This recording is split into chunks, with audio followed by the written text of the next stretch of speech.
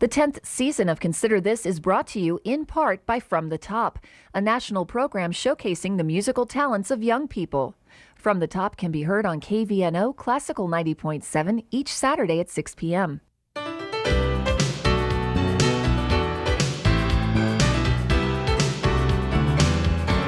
Consider This, a program of issues and information behind today's news. Once again, from the campus of the University of Nebraska at Omaha, here is your host, Andrea McMaster.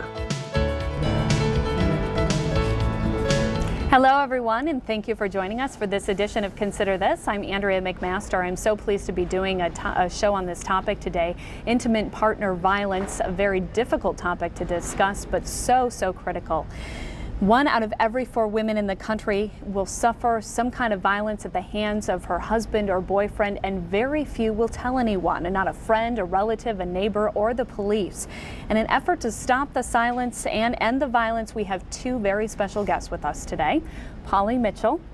Hi, Polly, and thank you so much for being with us. Polly was held captive in her own home by her husband for 10 years. She was beaten and forced to have sex several times a day. She feared for her life and the life of her 4 children, and then finally one day, June of 2003, she found the courage to escape. Yeah. And her ex-husband, now in prison, facing a sentence of up to 20 years behind bars. Yep. Yes. So glad to have you here today. I want to introduce Sue, and then we're going to hear more about your story. Sue Mikulski, the Training and Education Director for the Domestic Violence Coordinating Council, is also with us today. Thank you. Sue, I know that you're going to offer wonderful expertise for us as well today. This is a difficult topic to talk about, but so important, and that is really your effort. We need to get the word out. We need to break the silence and need to give women like Polly courage to leave. Yeah. And Polly, first I want you to take us back and talk about what it was like 10 years really where you didn't have a say in anything. It was a hard life. Tell us what it was like. It was hard. It was hell. Every single move I made was controlled by him. From taking a bath to I didn't ever leave the house without him. When we did leave the house, I had to walk from the door, our front door, to the car with my head down. I couldn't look around. It was hell. I mean, when you have somebody controlling every single move you make, it's like you're not even yourself. I wasn't allowed to be myself. And when we talk about you being held captive in your home, you really were. The doors had deadbolts on them. Yeah. The windows were locked. Yeah, they were nailed shut with newspaper and aluminum foil on them. And the front door was a double deadbolt, so it had the key lock on both sides. And an alarm system that you didn't know the code to. Yeah, yes. So it was nearly impossible for you to leave the home. It was impossible. And I believe that he had neighbors watching the house. He talked to the neighbors, but I didn't ever speak to anyone outside the house. He pretty much just kept us there. The kids he would allow them to play outside maybe for about 10 minutes, maybe out of the month, a month, and that would be after I begged him to let him go outside. And, I told him, try to reason with them, but most of the time that reasoning didn't get across. Because you had 4 children, 2 that were school-aged and 2 younger children. Yes. He took the kids to school every day, and right after he would leave, he would double deadbolt the door, and the 2 babies would stay with me at home. Yeah. And it was impossible for you to use the phone because he tracked every number that you were going to dial. Well, yeah, most of the time during the 10 years, he had a cell phone, and he kept that on him. And then he wanted to start a home-based business, and he got a fax machine, and ultimately that was my key to escaping. So for many years, you didn't even have access to a phone. Right. And then if we did have a phone, then he would program a number into the phone and then hit redial, and if it didn't go back to the same place that he called when he left, then I would get beat. And it was several times a day that you would maybe be under one of his beatings. Yeah, we definitely walked on eggshells around there. Every single day was influenced by what his mood was. we always had to evaluate and not even ask him so much, but just watch his what he did. If he came in right away and had a mean look on his face, then we knew that it was going to be one of those days. Because he was often under the influence as Yes, he smoked a lot of marijuana and drank alcohol. So now, all this being said, you've painted a very difficult picture. As you describe it, a hellish life for 10 years. Oh, yeah, it was. So the big question, and I know crosses so many people's minds, is why? Why did you stay? Why didn't you try to fight back? Why did you not try to leave earlier? A lot of people ask me this question. I get it a lot.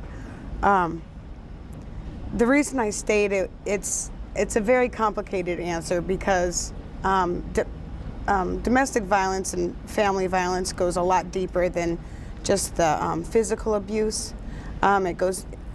This controlling man will get into your mind and pretty much make you think that you need him and that he needs you, and that if he didn't love you, he wouldn't act like this. It's a lot more psychological than it is even physical, I think. I thought that he would kill me if I left. He told me several times that he would chop me up and spread me out through the whole United States, and since the police didn't have a body, then they couldn't charge him with the crime. He told me that every day. He threatened my family's life. He threatened my children's life. He told me before that he would kill them first so I could watch, and then kill me, and then kill himself. He told me that a lot, and I was scared. I was scared, and I didn't know what was going to happen if I ever did try to leave. But it got to the point where I felt like anything was better than being there, even if I died. So what happened then that day, June of 2003? You make this decision. You make a plan. Yeah, I made the plan actually a month prior. Okay. He had that fax machine, and that fax machine had a little LED readout on it, so it told me what number he dialed in there.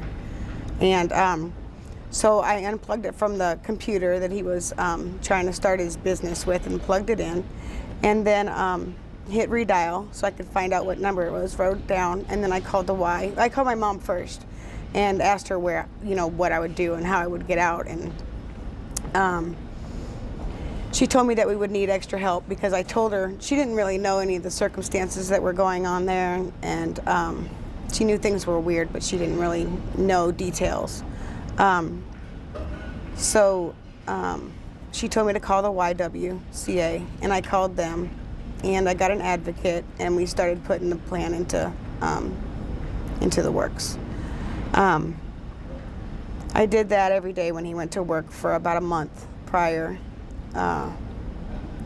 The reason why, let me back up a little bit, the reason why I decided to leave is because my son, who was 7 at the time, 6 or 7, strangled my 2-year-old daughter, and she was blue, and the door was double deadbolted. He wasn't home, and she came to and everything, but then I asked him why he did that, and he just simply said, because she made me mad. So then it clicked in my mind, well, he's thinking this behavior is okay, and this is how you act when you get upset. So, and then I said, well, it's affecting my children, I gotta go. And so I made the call, and we got a safety plan in place.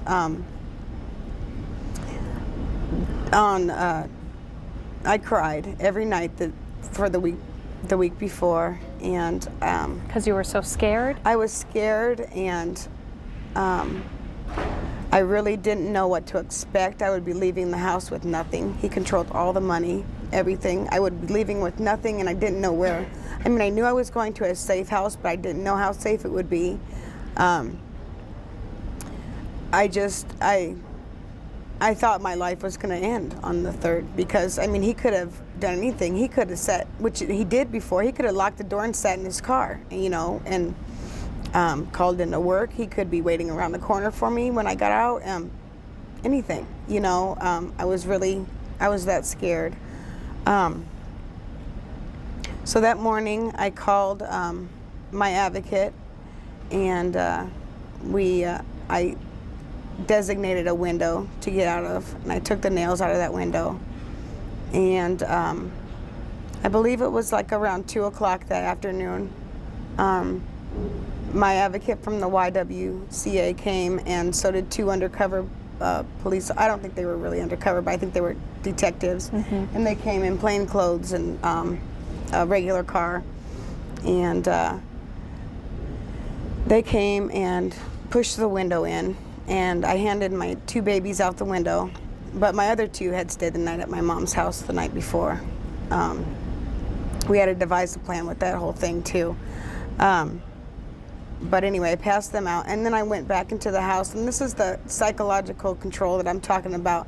I went back into the house and I hid his PlayStation and his laptop computer, which are the 2 most expensive things that we had in the house anyway, and they belonged to him.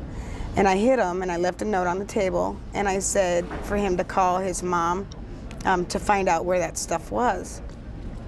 And I said, we can't live like this anymore. And then I wrote on the bottom, love always, Polly. And I didn't know if I wanted to leave. I wanted to call it all off. I didn't know. I didn't know what to do. So I did eventually go out of the window with, my mom was there and my advocate, and it was awesome. The day, I will never forget the moment when I went out of that window. I mean, the fresh air felt so good. It was kind of overwhelming, and I was crying. My mom was crying, and the 2 babies, they didn't really know what was going on. Sure. They were just happy to see Grammy.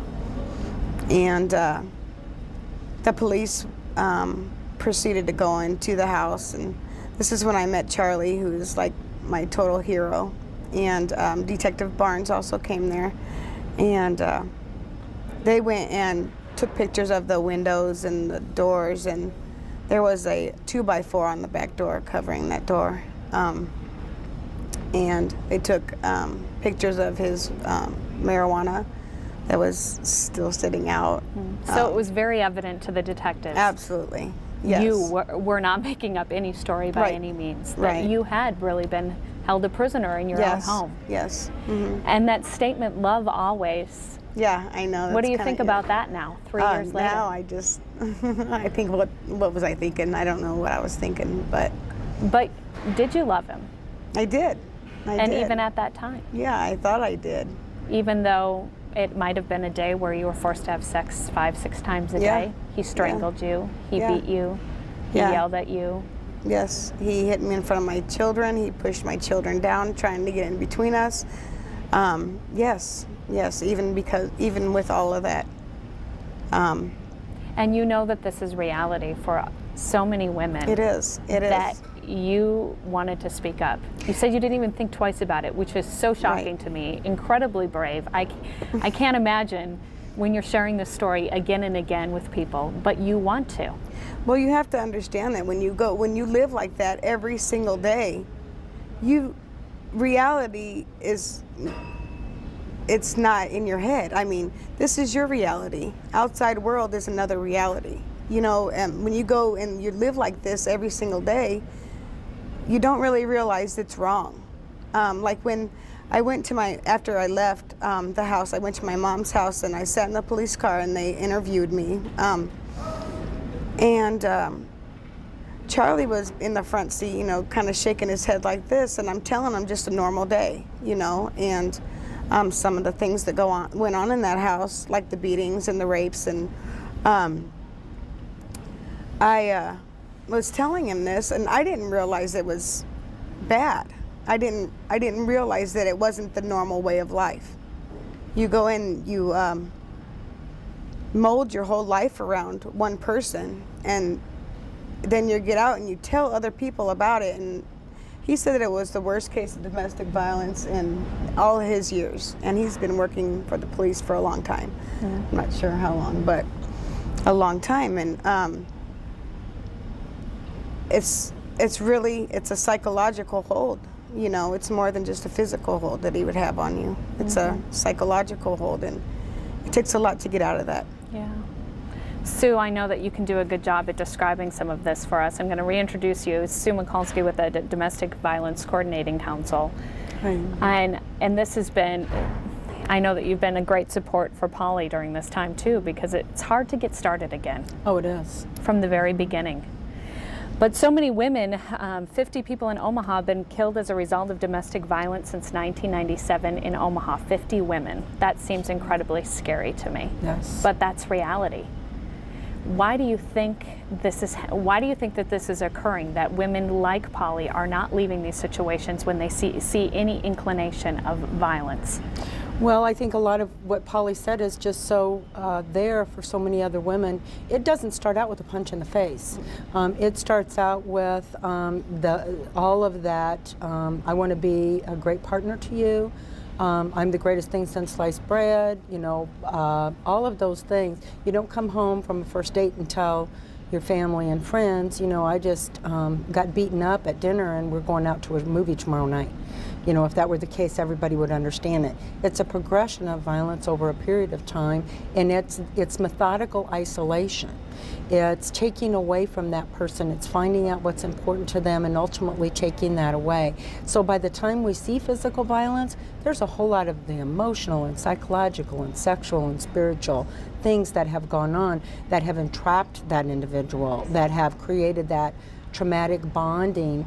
And by that time, if someone's being used for an ashtray, it's not a matter of just walk away, because that fear is instilled, the fantasy that maybe I can make this person love me or better.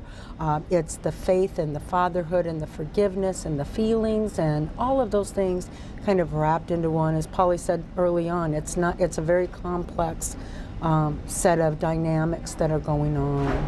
And oftentimes it's the most dangerous time when someone is leaving. That's the time we see injuries. That's the time that we see people die. And that's why we have to have an outside community that supports that person in it as well as their movement to leave it. Well, I heard you mention before that we really need to change this question. Why do you stay? But instead, what do you need? Absolutely. It's such a better question if you think about it, because why do you stay conjures up feelings of self-blame, shame, judgment, but asking someone what do you need helps empower them. It gets you to a level of helping them where they need the help at that moment in that time period. And we can't tell someone it's time for you to go or it's time for you not to go. Polly knew better than anybody when the right time was for her to leave, and out of all of the danger, probably the safest time. And even with that, didn't feel safe. How long was it, Polly, before you felt safe? I still don't. Yeah. Because you still worried that there's going to be a day that your ex-husband will get out of jail. Yeah. Do you worry are you concerned about that time? I am concerned about that time because I know that ultimately it will come down to me and him being face to face, and having to confront my fear. I'll just take that day for what it's worth, and I'm not sure how scared I'll be, but. Why do you have to face him face to face? Has it crossed your mind? I could leave Nebraska. I could go someplace else. Yes. Do you want to? Why are you staying in the community where, or in the same state where all of this occurred? I plan on moving. Okay. But we have children together. I know that he'll probably try to use that as a control issue. But I have a feeling that he will confront me one day. I'm and not you know sure if when. you're continuing to speak publicly, you have appeared on some nationwide programs, the Oprah Winfrey Show, Larry King Live, that one day he's going to see you. Yeah, he probably already seen me speaking. I don't care. He did it. I didn't do anything. If me speaking out can help other people, then that's what I'm going to do. He has no influence on my life anymore. Yes, I'll be worried. Yes, I'll be scared. But I'm not going to let it run me. And this truly does help, doesn't it, Sue, for other women to hear what Polly went through. Absolutely. And the bravery that she had. It's empowerment. It's It's women saying, if Polly Mitchell can do it, my gosh, I can do it. And knowing that we have a community, we have a medical community, we have a social, humane type of community, we have a good criminal justice system, we have all of the advocacy agencies. We want to wrap our arms around that person that's waiting to come out that window and be there for them, because leaving is only half the issue. It's getting out and staying out and becoming financially independent. And I know how important that nursing career is on a lot of levels, but that really is going to be the ultimate freedom, is that you are financially able to make that change and make that distance between you. She meant Polly is in school right now to become a nurse. Yes, I'm in nursing school. I'll graduate in the spring. I just want to reiterate that without, when I left that house, I didn't trust anyone. I didn't know where I was going. I didn't, know what the next day held. I left it with nothing at all, and I had to basically put my life in the hands of the community, in the hands of the YWCA, in the hands of the domestic violence unit of the police department. I had to basically jump out of a window, and these people were down there holding the net for me. It's kind of emotional for me, but they were there, And they were strangers, Yeah. and you're having to trust them, which I can see would have been very difficult to trust anyone at that point. I mean, because it was not only me, it was my 4 kids coming out too. So it was very scary, but they were there, and they're still there 3 years later, helping me with care plans and such. But they're all still a very tight-knit support system for me, and they were basically the key of, helping me through this. And, it's more than financial. Yes, I left with nothing, and it's the emotional support that they give too. Charlie told me, call me whenever you need me, and he's a police officer, and do you know how safe that made me feel? Oh yeah, it's totally safe, Shelly Stratman, the DA, she, call me whenever you need me, Polly. Sue, call me whenever you need me. I've called her at 10 o'clock at night before, bawling because I can't get this care plan done, And Which this is so good to point out, because the resources are there. There are people to help to get back, for these women to get back on their feet. There are people, and not only that, they another big thing with me leaving, it was him finding out. But these safe houses that you go to, the shelters, the women's shelters, they're totally safe. They're secluded, not secluded so much, but Undisclosed. yeah, undisclosed Not locations. publicized. Right, exactly. And nobody knows anything, and he can't find you. I thought that since my case was in the media and all out there, then it was undoubtedly that he was going to find me wherever I was at. And this is before he's in prison at this point that you're talking about. Yes, and that was another one of my fears, but I was kept at the shelter, and then as soon as he got picked up, I came home. But the people in the community were still there. They were still supporting me. If I had any questions, any worries, any concerns, I could just pick up the phone and call one of my people, and they would answer for me. That's so good. Yeah. Well, I want you to, I know that you're going to be speaking at a education forum this coming week at Clarkson College. I want you to talk a little bit, this is really to healthcare professionals. Correct. And the role that they can play in reducing intimate partner violence.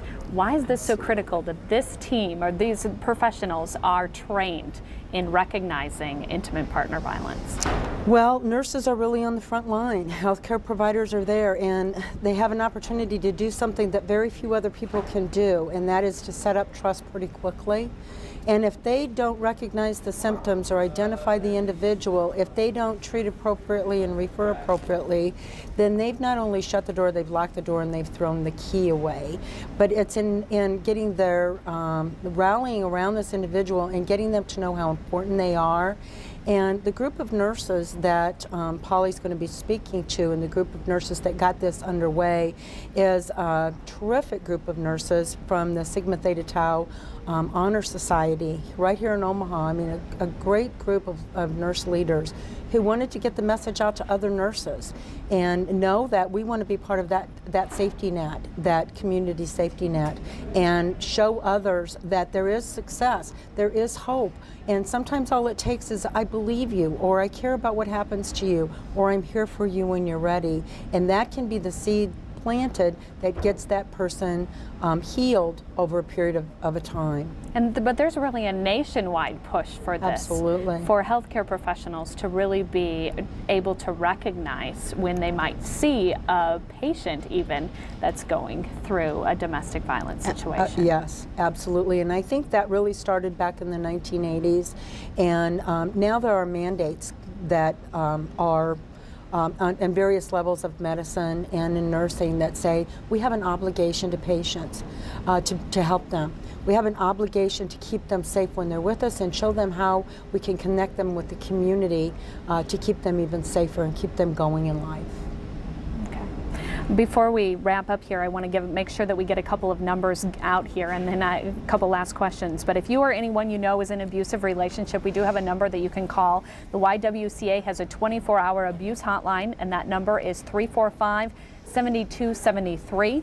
The Domestic Violence Coordinating Council also has this website, www.dvccomaha.org, and the phone number there at the Violence Council, 398-9928. So, Polly, what's next for you at this point? Graduating? Yes, graduating. From nursing school at St. Mary's. Right. And then you're going to begin your career. Yeah. And how has this really been affecting your children, and how are they doing? I know a lot of people are curious about that. Yes, my children are good. They're growing, they're blossoming. Yeah, they're good. They're good. Okay. I'm just going to say that they're a little on the ornery side, but they're good. They're kids. Yes, Yeah, they're kids will be that Exactly. way. Exactly. So, yeah. Do you think one day that you're going to have a conversation with them about what it was like? Yeah, Or- my two older ones, they remember a lot. My two younger ones, they don't, but I'm sure that the question will come up, and I'll answer them honestly, just like I have been. Okay, Polly Mitchell, thank you so much for joining us, and Sue. And thank you everyone for joining us Consider for this edition This of Consider is This. an issues and information program produced by UNO Television. More information and program archives can be found at unotv.unomaha.edu. If you'd like to share your comments about this show, call UNO TV at 402-554-2516 during regular business hours. The 10th season of Consider This is brought to you in part by From the Top, a national program showcasing the musical talents of young people. From the Top can be heard on KVNO Classical 90.7 each Saturday at 6 p.m.